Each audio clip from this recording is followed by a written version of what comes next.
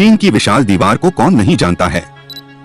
यह सिर्फ चीन ही नहीं बल्कि दुनिया की भी सबसे लंबी दीवार है। यह दुनिया के 7 अजूबों में शामिल है, जिसे अंग्रेजी में ग्रेट वॉल ऑफ चाइना कहते हैं। इस दीवार को बनाने के लिए ईंट, पत्थर, लकड़ी और धातुओं का इस्तेमाल किया गया है। इसी वजह से इसे दुनिया की सबसे पुरानी मिट्टी और पत्थर की बनी दीवार भी कहा जाता है। इस दीवार की लंबाई को लेकर थोड़ी असमंजस की स्थिति है, क्योंकि साल 2009 में किए गए एक सर्वेक्षण में इसकी लंबाई 8,850 किलोमीटर बताई गई थी, जबकि साल 2012 में चीन में ही किए गए एक राजकीय सर्वेक्षण के मुताबिक चीन की दीवार की कुल लंबाई 21,196 किलोमीटर है।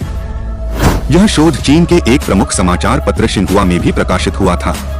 इस दीवार का निर्माण किसी एक राजा ने नहीं बल्कि चीन के कई राजाओं ने अलग अलग समय में करवाया है। इसे बनाने की शुरुआत ईसा पूर्व 5वीं शताब्दी से हुई थी, जो 16वीं शताब्दी तक चली। इस दीवार की एक और खास बात है कि इसे बनवाने की कल्पना चीन के पहले सम्राट किन शी हुआंग ने की थी, लेकिन उसके सैकड़ों साल बाद इसका निर्माण कार्य आरंभ हुआ था। चीन के लोग इस दीवार को वान ली चैंग चेंग के नाम से जानते हैं। कहते हैं कि यह दीवार अंतरिक्ष से भी दिखती है।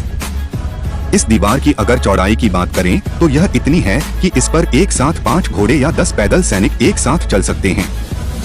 कहते हैं कि इस दीवार को बनाने में करीब 20 लाख मजदूर लगे थे, जिसमें से 10 लाख लोगों ने अपनी जान गंवा दी थी।